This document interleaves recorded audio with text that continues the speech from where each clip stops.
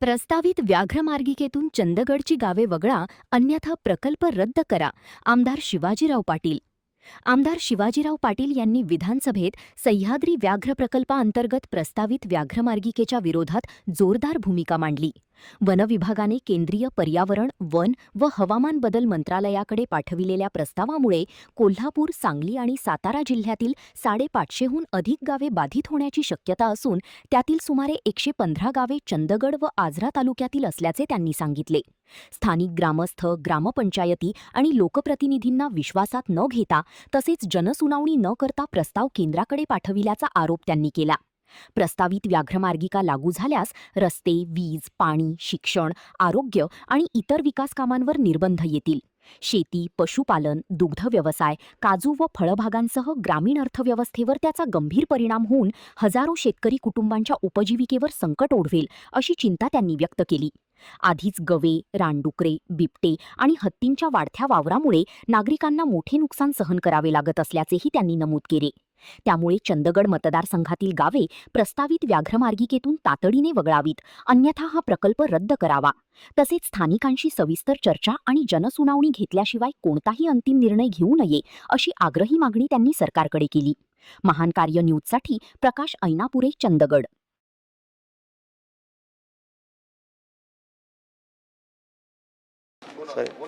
अध्यक्ष महोदय, कोल्हापूर जिल्ह्यातील सह्याद्री वाघ प्रकल्प ह्या राधानगरी वनजीवन अभयारण्याला जोडणाऱ्या संवेदनशील टायगर कॉरिडॉरमुळे कोल्हापूर जिल्ह्यातील तब्बल 377 गावं बाधित होणार आहेत.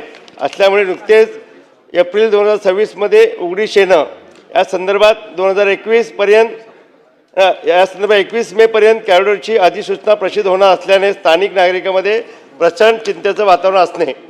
अध्यक्ष महोदय, कॉरिडॉरला मान्यता मिळाल्यास संबंधित गावावर वन विभागाचे विविध निर्बंध लागू होण्याची शक्यता. अध्यक्ष महोदय, सदर प्रकल्पामुळे स्थानिक नागरिकांच्या दैनंदिन जीवनावरती, शेती व्यवसायावरती व घर बांधणीवरती, विकास कामावरती तसेच मूलभूत सुविधावरती मोठे परिणाम होण्याची शक्यता वर्तवण्यात येणे.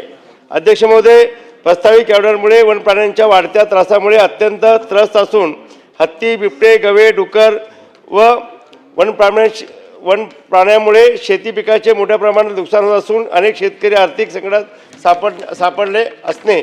अध्यक्ष महोदय, सदर प्रकल्पाबाबत स्थानिक जनतेच्या भावना, शेतकऱ्यांचं हित आणि ग्रामीण भागातील विकासाचा विचार करून सह्याद्री वाघ प्रकल्पासाठी प्रस्तावित करण्यात आलेल्या ह्या सभाव कॉरिडॉरची मान्यता रद्द करण्याबाबत होत असलेली मागणी याकडे शासनाने होत असलेला अशक दुर्लक्ष याबाबत शासनाने तातडीने करायच्या कार्यवाही याबाबत शासनाने प्रतिक्रिया व भूमिका मांडावी.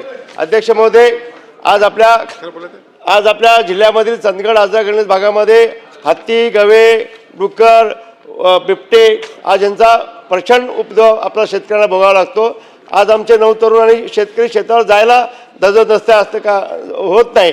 अशा परिस्थितीमध्ये जर समजा हा वाघ प्रकल्प जर झाला तर अतिशय मोठं नुकसान होईल, म्हणून हा रद्द व्हावा ही माझी कळकळीची विनंती आहे. मंत्री महोदय. अध्यक्ष महोदय, सन्माननीय सदस्य शिवाजीराव पाटील यांनी हा जो प्रश्न उपस्थित केलेला आहे तो सह्याद्री व्याघ्र राखीव हा महाराष्ट्रातील पश्चिम घाटातील एकमेव व्याघ्र प्रकल्प आहे. सह्याद्री व्याघ्र प्रकल्प राखीव हा महाराष्ट्रातील एकूण 6 व्याघ्र प्रकल्पापैकी 4था व्याघ्र प्रकल्प असून दिनांक 5/1/2010 रोजी शासनाने अधिसूचित केला आहे. तसेच 21/8/2012 रोजी व्याघ्र प्रकल्पाचे कोर झोन, बफर झोन अधिसूचित करण्यात आले. जैवविविधतेने संपन्न अतिसंवेदनशील असणाऱ्या पश्चिम घाटाचा भाग असल्यामुळे वाघांच्या अधिवासाबरोबरच विविध वन्यजीवांची विविधता, विशिष्ट भौगोलिक क्षेत्रापुरत्या मर्यादित प्रजातीची विपुलता असणारे अत्यंत महत्त्वाचे क्षेत्र आहे. अध्यक्ष महोदय, या व्याघ्र प्रकल्पामध्ये चांदोली राष्ट्रीय उद्यान क्षेत्रफळ 303 चौरस किलोमीटर, बफर झोन 3.83 चौरस किलोमीटर, एकूण क्षेत्रफळ 317, कोयना वन्यजीव अभयारण्य क्षेत्रफळ 286.28, बफर झोन 137.27, एकूण क्षेत्रफळ 423. संरक्षित क्षेत्राबाहेर क्षेत्र 424.35 एकूण 420.